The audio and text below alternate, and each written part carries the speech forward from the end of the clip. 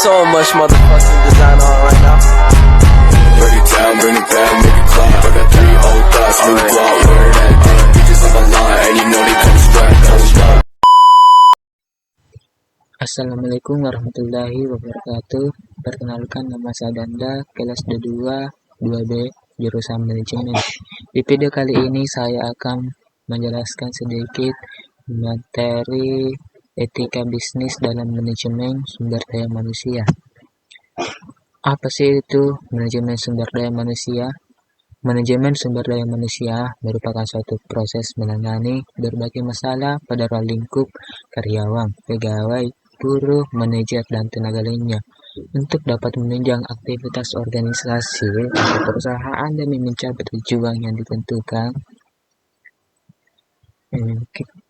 Lingkup manajemen sumber daya manusia meliputi semua aktivitas yang berhubungan dengan sumber daya manusia dalam organisasi, bahwa semua keputusan yang mempengaruhi tenaga kerja yang menyangkut fungsi manajemen sumber daya manusia itu mencakup: yang pertama, rancangan organisasi; yang kedua, staffing; yang ketiga, sistem reward atau tunjangan; manajemen informasi, pengembangan pekerja dan organisasi, dan komunikasi dan hubungan masyarakat. Peran etika bisnis dalam manajemen sumber daya manusia. Peranan etika bisnis dalam manajemen sumber daya manusia yaitu untuk menjalankan fungsi-fungsi yang terkandung dalam manajemen sumber daya manusia melalui pengelolaan SDM yang baik sehingga karyawan dan perusahaan memperoleh keuntungan yang sama dan terpenuhi haknya, seperti hak untuk perlindungan keamanan dan keselamatan, hak atas pekerja. Manfaat etika bisnis dalam manajemen sumber daya manusia. Yang pertama, dapat mensejahterakan karyawan. Kedua, melindungi hak-hak para karyawan. Yang ketiga, dapat memberikan keuntungan bagi perusahaan dalam mencapai tujuan. Yang keempat, tidak adanya penyalahgunaan dalam sumber daya manusia. Dengan terakhir, mendapatkan tenaga kerja yang berkualitas, mendapatkan tenaga kerja yang berkualitas dengan memperhatikan etika bisnis.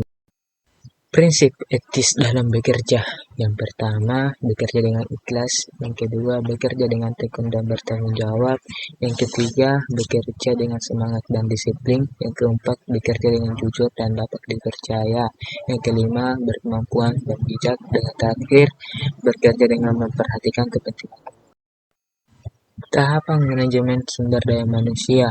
Yang pertama, rekrutmen atau pengadaan. Yang kedua, maintenance atau pemeliharaan. Yang ketiga, development, yaitu pengembangan.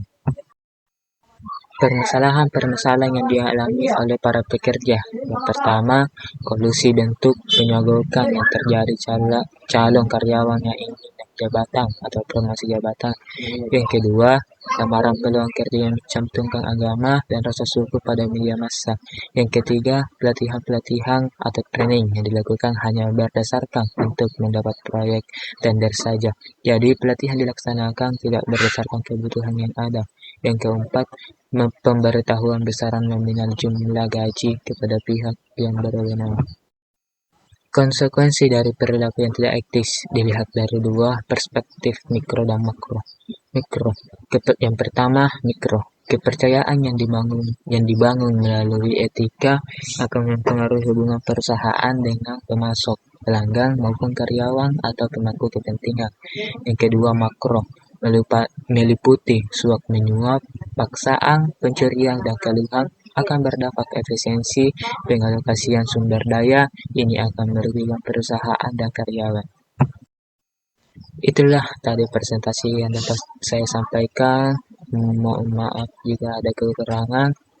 Akhir kata, Wassalamualaikum warahmatullahi wabarakatuh.